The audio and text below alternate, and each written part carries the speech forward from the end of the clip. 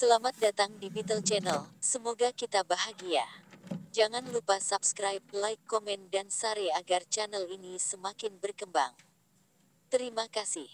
Novel Kemenangan dalam Hidup. Bab tahun 1766 sampai tahun 1770. Bab 1766. Sudut mulut Konrad berkedut. Dan dia melanjutkan, pada awalnya, Fabian menempatkan Anda dalam situasi yang sulit. Adalah ide saya bahwa Fabian bekerja dengan Wall Street untuk mengambil tindakan terhadap Anda. Saya pikir. Jasper berkata dengan setengah tersenyum, jadi saya rasa hanya sedikit orang di dunia yang tahu bahwa alasan lahirnya JW Foundation dan bagaimana ia dapat menghadapi ibu kota Wall Street di bawah perhatian dunia sekarang adalah karena seorang tokoh inti. Dan itu kamu. Tanpamu, semua ini tidak akan terjadi. Konrad tertawa dan berkata, jadi menurutmu aku harus bangga pada diriku sendiri. Tidak masalah jika Anda pikir itu layak untuk dibanggakan karena semuanya sudah berakhir. Jasper memandang Konrad dan berkata, JW berkembang sangat baik sekarang, dan bisnis saya berjalan dengan sangat baik. Apakah Anda tertarik untuk datang dan bergabung dengan saya? Selain yang lainnya, aku bisa berjanji bahwa kamu akan hidup dengan baik. Konrad tersenyum lebih cerah dan menjawab, saya tidak berpikir saya berada pada tahap di mana saya perlu menyeka orang lain. Saya tidak ingin hal-hal ini. Uang yang ditinggalkan ayah saya masih cukup bagi saya untuk hidup layak.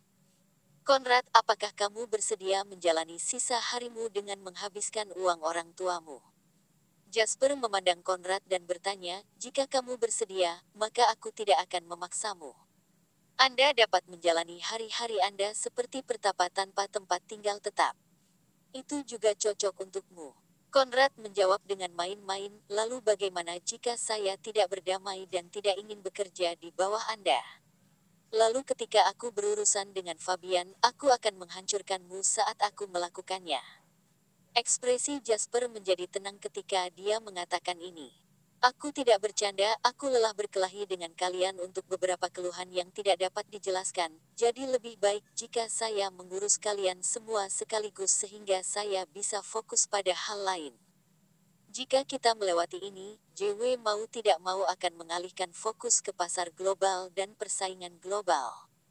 Tidak ada gunanya bagi saya atau JW untuk membuang terlalu banyak energi untuk urusan rumah tangga. Oleh karena itu, saya ingin mencari orang yang cakap untuk bergabung dengan JW dan membantu saya mengurus urusan rumah tangga. Apakah kamu tidak takut aku akan menyimpan beberapa ambisi liar? Tanya Konrad. Ambisi. Jasper tertawa. Jika tidak ada ambisi, bagaimana Anda mengembangkan kemampuan Anda? Seseorang yang cakap harus memiliki ambisi yang sebanding. Saya tidak takut Anda memiliki ambisi, saya takut Anda tidak mampu. Konrad tertawa dan berkata, baiklah, jika Anda tidak takut saya melakukan sesuatu yang aneh, maka saya akan bekerja untuk Anda. Lebih dari 10 menit kemudian, Jasper secara pribadi menandatangani surat penunjukan. Saya akan menyerahkan surat penunjukan ini ke Departemen Personalia. Setelah mengajukan itu akan diteruskan ke semua karyawan JW besok, tetapi mulai saat ini Anda sudah menjadi anggota JW. Anda akan menggantikan Malcolm sebagai Chief Operating Officer. Saya memiliki sebuah permintaan, kata Konrad tiba-tiba. Jasper menatapnya dan tidak mengatakan apa-apa. Orang ini seharusnya bisa mengenali niat baik orang lain, namun dia membuat permintaan saat dia bergabung. Jasper menyipitkan matanya dan memutuskan untuk menunggu Konrad membuat permintaannya. Saya ingin Valentine menjadi wakil saya. Selama ini hanya dia yang setia padaku, dan aku tidak bisa meninggalkannya, kata Konrad dengan tenang tapi serius. Jasper mempertimbangkan selama 10 detik sebelum mengangguk, Anda adalah kepala kantor operasional, jadi Anda berhak memutuskan siapa wakil Anda. Anda dapat menganggap ini sebagai kemudahan yang saya berikan untuk mendukung pekerjaan Anda. Kemudian, ketika Jasper memasuki ruang komando bersama Konrad, yang merupakan Chief Operating Officer baru perusahaan JW, yang lain tidak mengatakan apa-apa. Namun, Henry langsung meledak. FJ, Konrad Monty.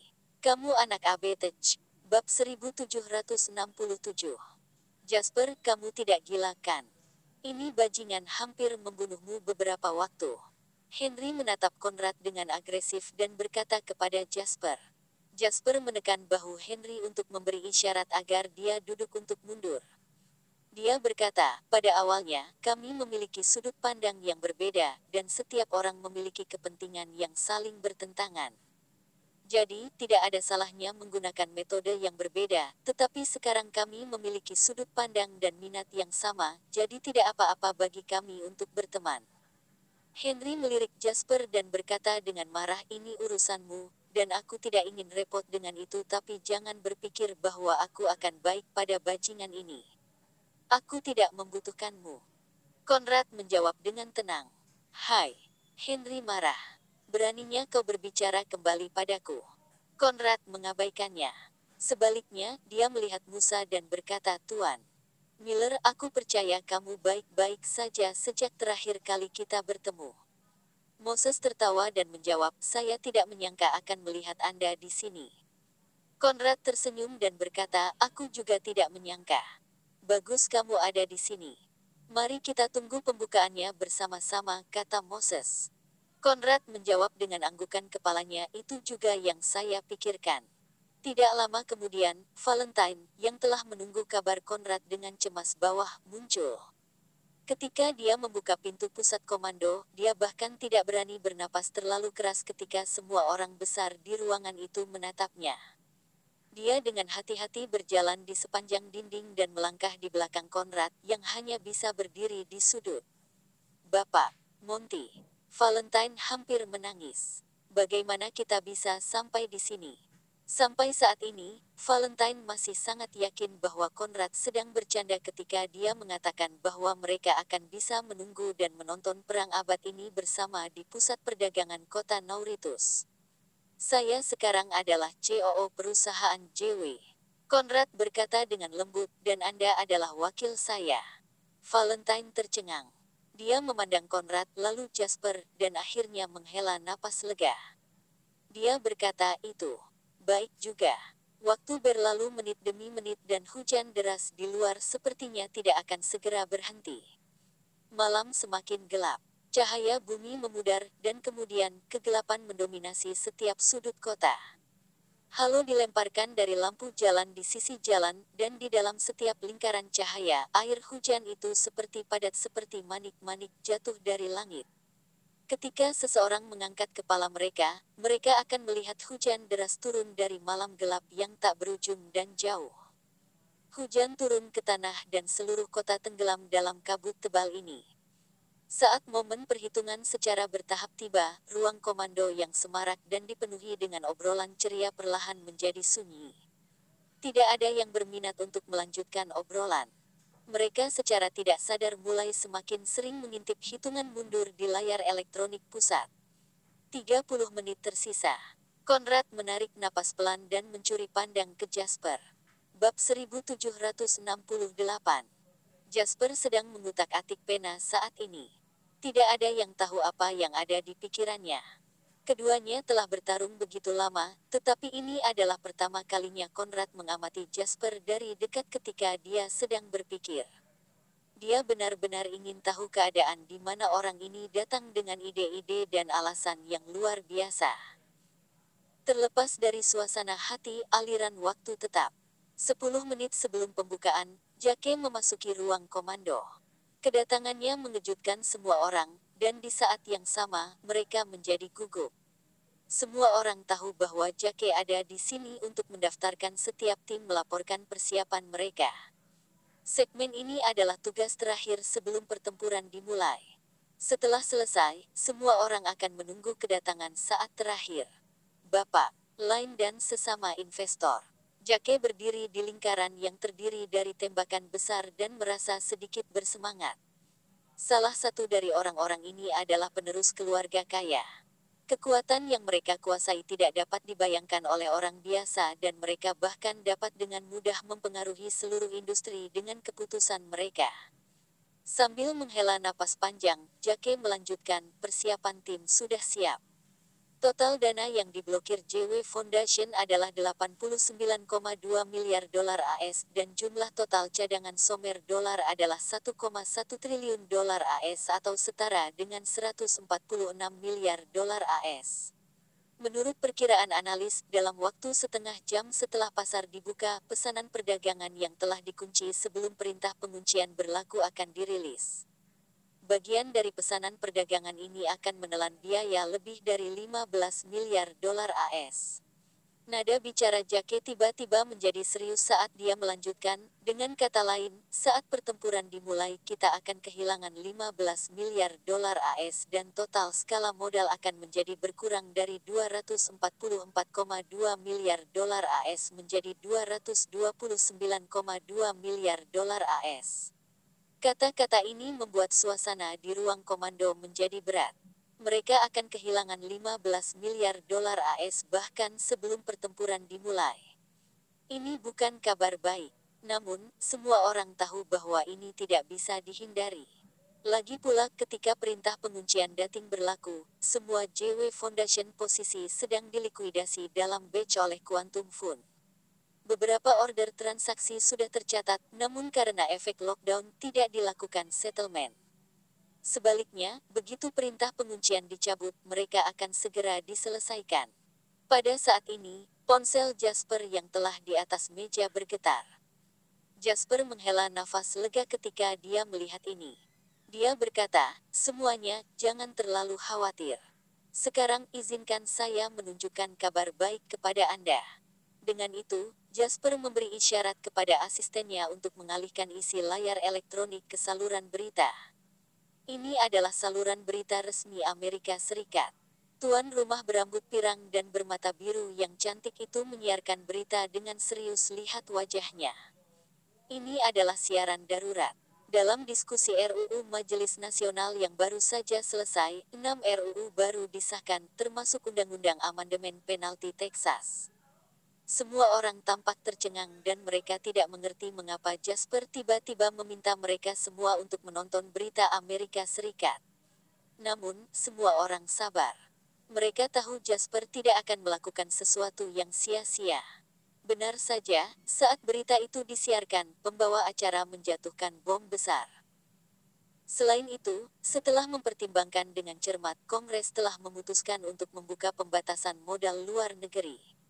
Ini akan mempengaruhi operasi keuangan pada dana domestik non-Amerika Serikat masuk dan keluar dari Amerika Serikat. Tidak akan ada lagi pembatasan kuota, dan transfer dapat dilakukan 24 jam sehari tanpa penundaan. Juru bicara terkait mengatakan ini menandakan bahwa Amerika Serikat adalah negara paling demokratis di dunia dan tidak akan mendiskriminasi modal apapun. Bahwa Amerika Serikat adalah negara terbuka dan menyambut baik setiap modal hukum untuk berinvestasi di negara tersebut. Selain itu, juru bicara Mahkamah Agung menyatakan bahwa mulai sekarang, kecuali ada bukti pidana yang jelas, permintaan perintah penyitaan terhadap modal asing atau perusahaan asing tidak akan disetujui. Ini juga membuktikan bahwa Amerika Serikat telah mengambil langkah besar menuju negara yang lebih terbuka dan demokratis. Seluruh pusat komando terdiam, dan semua orang memandang Jasper tercengang. Mereka tidak tahu bagaimana seorang pria dari Summerland, atau lebih tepatnya seorang pria dari Summerland yang dianggap sebagai musuh utama oleh ibu kota Amerika Serikat, berhasil mengendalikan Kongres Amerika Serikat dari jarak jauh untuk meloloskan dua kebijakan yang sangat longgar dan bersahabat ini. Bab 1769. Ini benar-benar luar biasa. Lord Alvarado memukul bibirnya dan berkata tak terkendali. Kami berjuang mati-matian dengan ibu kota Wall Street dan sebagai hasilnya, Kongres Amerika Serikat memutuskan untuk menarik diri dari sisi ibu kota Wall Street. Apakah ini konflik internal? Jasper berkata sambil tersenyum, tidak, kami hanya menggunakan sebagian dari kemungkinan keuntungan kami sebagai imbalan atas bantuan kekuatan politik tertentu. Kita bisa berkompromi karena keuntungan dalam bisnis politik tidak berbeda. Namun, tidak realistis untuk berpikir bahwa sikap pemerintah Amerika Serikat telah berubah karena ini. Hal semacam ini sulit dipahami oleh kami orang Summerland karena kondisi nasional kami yang tidak menentu, tetapi di Amerika Serikat itu tidak mengejutkan. Lagi pula tuan rumah juga mengatakan bahwa Amerika Serikat adalah negara paling demokratis dan terbuka di dunia. Kata-kata santai Jasper membuat seluruh ruang komando tertawa riang. Di sisi lain, berita yang sama membuat marah Quantum Fun, yang sedang mempersiapkan pertempuran yang menentukan di seberang lautan. Pada kesempatan langka, Soros menghancurkan komputer dengan marah. Kelompok politisi sialan itu. Intinya mereka sama kotornya dengan pakaian dalam pelacur. Tahukah mereka apa arti dari implementasi kedua undang-undang ini? Artinya Jasper tidak akan lagi memiliki batasan. Ancaman pemerintah Amerika Serikat kepadanya akan dikurangi seminimal mungkin. Anak-anak politisi bajingan itu. Kutukan marah Soros bergema seluruh pusat perdagangan. Rogers menyaksikan adegan ini dengan dingin, tetapi diam-diam merasa senang. Beberapa bulan yang lalu, dia juga dibuat marah oleh Jasper. Namun, apa yang Soros katakan dan lakukan saat itu? Sekarang, Rogers memutuskan untuk membiarkan Soros merasakan obatnya sendiri. Cukup, Pak Tua. Rogers berkata dengan nada tenang, itu sudah terjadi. Yang harus kita pikirkan adalah cara untuk menghadapinya, bukan hanya sekedar melempar fitnah di sini. Apakah menurut Anda anggota Kongres di Washington yang telah membuat keputusan itu akan memperhatikan Anda bahkan jika Anda meledakkan sekering di sini? Jika mereka berdiri di depan Anda, apakah Anda berani bertanya apakah mereka sekotor pakaian dalam pelacur? Pembuluh darah Soros hampir meledak ketika dia mendengar ini. Rogers, apa yang ingin kamu katakan? Menatap mata dingin Soros, Rogers menjawab, Jasper pasti telah membujuk kekuatan politik yang memiliki pengaruh yang cukup untuk menggerakkan lebih dari sepertiga anggota Kongres, dan sekarang hanya 10 menit dari pembukaan. Artinya mereka tidak berencana memberi kita waktu untuk melawan dari awal. Oleh karena itu, mengamuk tidak ada gunanya. Pikirkan lagi. Kedua tagihan ini hanya memberikan Jasper lapangan bermain yang relatif adil. Apakah itu berdampak praktis pada kita menghancurkannya? Ketika perintah penguncian adalah diimplementasikan, Anda sendiri yang mengatakan bahwa dalam menghadapi kekuatan modal absolut, trik apapun tidak berguna. Soros mendengus. Kemudian, dia menyipitkan matanya dan berkata, kamu benar. 5 menit sebelum pembukaan, aku akan memukul Jasper dengan fakta paling tragis bahwa tidak peduli berapa banyak trik yang dia miliki, itu akan tetap sia-sia. Waktu pembukaan semakin dekat. Federal Reserve Amerika Serikat dan Departemen Keuangan Bank Sentral, Departemen Keuangan Bank Sentral Summerland, dan banyak institusi besar memperhatikan peristiwa ini. Tidak diketahui berapa banyak orang yang terus menunggu dengan napas tertahan selama 5 menit berikutnya. Pada saat ini, Jasper juga telah keluar dari ruang komando untuk menghadapi seluruh tim perdagangan. Dia melihat wajah semua anak buahnya yang tampak gugup atau bersemangat tetapi tanpa sedikit pun ketakutan atau teror. Kemudian, dia menyeringai. Dia tidak menceritakan kisah nenek, juga tidak membuat pidato yang panjang dan berliku. Jasper hanya punya satu kalimat. Semuanya, kita pasti akan menang. Kami pasti akan menang. Kami pasti akan menang. Kami pasti akan menang. Semua orang mulai bersorak dan berteriak. Di balik kaca ruang komando, Lord Alvarado berkata kepada pangeran kecil di sebelahnya dengan nada iri dan cemburu, orang ini hebat dalam mempermainkan hati orang. Bab 1770. Pangeran kecil juga tersenyum pahit. Bahkan, saya pikir dia lebih cocok untuk politik. Sangat disayangkan baginya untuk berbisnis dengan bakat seperti itu. Haha, Lord Alvarado berkata, apakah kita tidak akan kehilangan banyak kesenangan jika dia terjun ke dunia politik?